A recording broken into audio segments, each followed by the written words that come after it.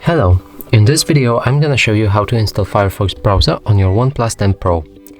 So in order to do that, we'll need to open our Google Play Store and start searching for an app. Here write Firefox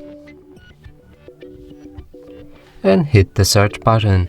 Now click on this app and press on the install.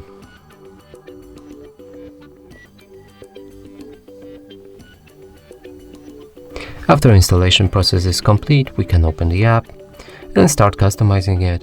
Here you can change the light or dark theme or just set it automatic.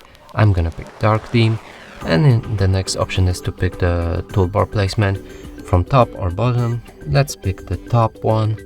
Change always on privacy settings from standard or strict. Let's pick the strict one, and sync Firefox between devices.